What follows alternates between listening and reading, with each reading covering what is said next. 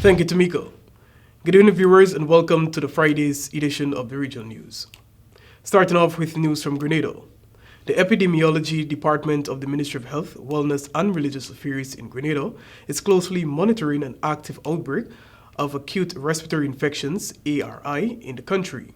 Based on its most recent laboratory testing conducted on September 27, the case of this outbreak is linked to the influenza A virus subtype H392. Confirmatory testing was done by the Caribbean Public Health Agency, CARPHA, which is based in Trinidad and Tobago. Acting Chief Medical Officer Dr. Sean Charles stated that the influenza A H392 virus is very contagious and can cause severe illness, especially in patients who are very young or old or have chronic underlying medical conditions. The main symptoms of acute respiratory infections are congestion, runny nose, fever, cough, sore throat, body aches, and fatigue.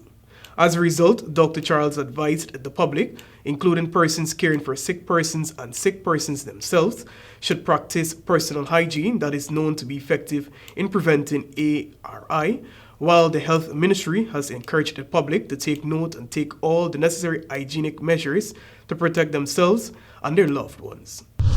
News coming out of Jamaica. A staff member at the Kingston Technical High School believes that if female students were mandated to pass through a metal detector at the entrance to the school's compound, the fatal attack on 17-year-old student Macon Campbell could have been avoided. Campbell, a grade 11 student of 9 miles in Bull Bay, St. Andrew, was stabbed several times by another girl just hours after she completed an exam. According to a report from the police's Corporate Communications Unit, at 2:30 p.m. on Thursday, Campbell and a schoolmate got into a heated argument that became physical. Both girls received stab wounds, and Campbell was pronounced dead upon arrival at the Kingston Public Hospital. The other girl was treated for minor injuries and is in police custody. A traumatic student said she watched in horror as Campbell was repeatedly stabbed before collapsing. She said that her eyes were rolling over and it's the first time she has ever seen something like this. The girl was stabbing her like she did not know what she was doing, while children were screaming and fainting, and one of them had an asthma attack. An amateur video of the incident shows Campbell walking in the direction of the accused, who caught her around the neck and stabbed her before she was pulled away by other students.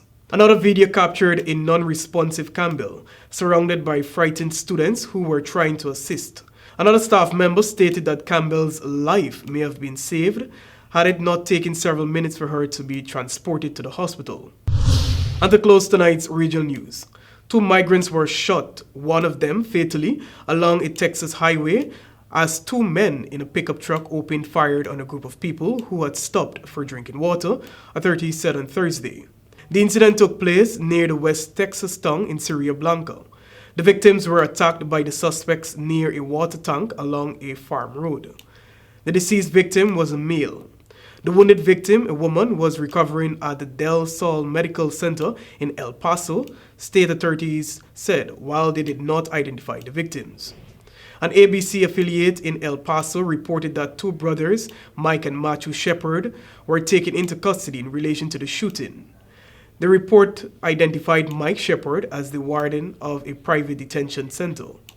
The Texas Department of Public Safety in El Paso said the suspects faced manslaughter charges, adding that the FBI, the Department of Homeland Security, and U.S. Border Patrol were involved in the investigation. The Texas Democratic Party said that such attacks on migrants were the result of the Texas Republicans' violent fear-mongering of undocumented migrants.